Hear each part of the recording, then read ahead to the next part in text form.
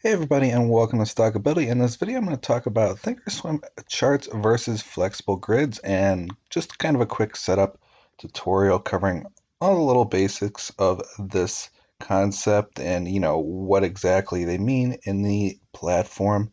So make sure to watch through the whole video. If you want more videos like this, make sure to like this video. Comment below your own input on it and what other kind of tutorials you might want to see on the ThinkorSwim platform. But we're going to get started here. This is the flexible grid. This is my current setup. This is just some other side news and watch lists I have, but that's not related to this video. Cover that in another video. Basically, you could set up as many charts as you want in the flexible grid. It's you could put them up and down. You could put them left and right. You could adjust the size just as easily as like that. So. And you can add as many filters as you want. Little button right here. You can go to studies and basically you can load study sets that you might have pre-saved. You can add studies, pretty simply by a click of a button. If you're wondering how to get basically the studies in a certain spot, like how I have the momentum SMA and the implied volatility on the bottom there, you just basically click that, go all the way to studies here. Click edit studies here, and obviously you can adjust them if you want it lower or higher. You basically put it in that particular bracket. So if I wanted, basically that implied volatility above the momentum SMA, I would just simply drag it up and put it up here in that higher tier. Then you just click apply and you're all set. Of course, benefit of this is ease of use or whatever personal settings or filters you like to use. You could do this with each and every flexible grid here. I personally like the charts aspect better for if you're swing or long trading. I do a color scheme, so each color represents a certain pattern, and then you could load up pretty easily here with the load symbols, the cells. You can do different kind of filters that you already have preset. You can load up specific, you know, indexes, or you can load up specific downgrades or upgrades or post-market or pre-market movers, a specific industry. So you could just, it's kind of like a unique heat map is how I utilize the charts aspect anyways. You could utilize it however you want. I use it more of a quick reference just to get an idea. If you wanted to set up the grid, pretty simple with these color coding here, and you select as many of them. The max you can do, let's see here, 3, 6, 7, 8, 16, 24, 32.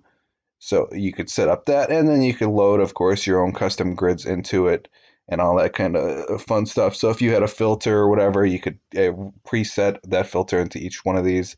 Bit of a hassle, but once you have it pre-saved, it's pretty straightforward after that. You clear symbols, so if you want to start from scratch. And then, of course, you could save it, and then you can readjust back and forth, whichever one you want. They're very convenient because, a lot of platforms don't really let you adapt like ThinkorSwim does. I personally love it because you can have different time frames. You can have all these colorful little charts here, so you can get an idea of what's running and what's down. That might be a good entry point, like move here. Uh, I think that's a chip sector stock. If I'm Micron, I think if I'm recalling right. But as you can see here, you could see which ones are good runners with the yellow, and then I have the light green. SoftBay is basically an ETF, or not an ETF. I think that's a banking sector stock. Yeah, if I'm thinking right. And then iFly is an ETF and Yammer and stuff. So you can see which sectors were a little bit lighter that might be good to get into until next week.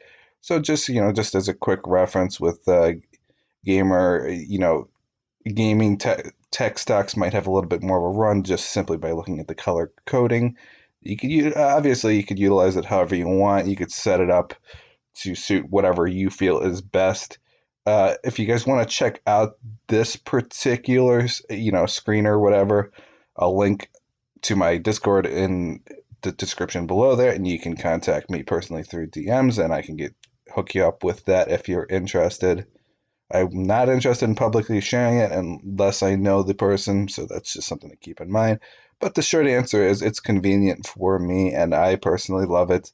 Obviously, the filters that you want to decide to use, you can use a lot of these in different platforms, but Ones I like to use are the Itchy Cloud, and I like to use the 5 minutes, momentum SMA and implied volatility.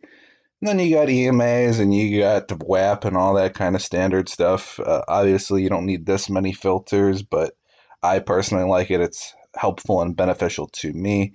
Might seem overwhelming to other people, but that's personal preference. I really don't care if they feel I have too many indicators on my chart, as long as it's effectively helping me to trade without a problem. I mean, you could do a lot of different time frames. You could do any time frames. I didn't mention the time frames, but time frames, it's a simple click of a button here, and you can just switch to whatever time frame you prefer. I like the 5 minute. This is the 1 year, 1 day, and this is the hourly. Hourly good for Bollinger because Bollinger shows a bit of a strain there. So if you want, so this is kind of like a day trading kind of setup, so you can kind of see all the different ranges of what's going on. Obviously, I have kind of a like these other two can be utilized more as a swing trading if you're swinging on a day to day or a week to week, or even the yearly, and you can see when it breaks into the G cloud and breaks out, things like that. Easily just you type the ticker to get whatever ticker you want. Nothing complicated in utilizing this particular platform for the flexible grid or the charts. Simple click of a button to get between the two. And then, of course, you could preset and pre-save and all that kind of stuff. If you wanted to pretty much do whatever, you got this here, and you can share the grid, you can save the grid as whatever you want. Flexible grid, pretty similar there. Oop. Let me see here. Save flexible grid as and share. And then, of course, you can add drawings and stuff if you really want to. You could draw all across these. You make your own little fancy lines and your own little, reminders of a play that you might have set up, and you're thinking, well, this is the range that I want, whatever. Other thing to mention, I guess, in this video, you can right click and basically you can set up whatever kind of setting you want for an alert. Uh, there's other little indicators you could do: buy trade, sell trade. So if you're actively trading as a day trader, you could buy, sell, pretty straightforward. Drawings, different kind of drawings here that you can do. You got a trend line, you got price level, time level. Little note for yourself if you need it. A little arrow is to maybe pointing, this is where I want to enter. Oval, you could draw whatever kind of different things. You can do Fibonacci retracements. Actually, I have an automatically drawn Fibonacci retracement. That's what that red is on the leftmost charts. Different Fibonacci levels. You can customize your own, but I'll get into that in another video if you guys want to know how to set up your own little. If you want to do the Fibonacci retracement yourself, but it's basically from the low to the high of the given time frame, and then you have a bit of a range there. And I'll go into a lot more details on that in another video. Not really relevant to this one. This one was just covering basically flexible grid versus charts.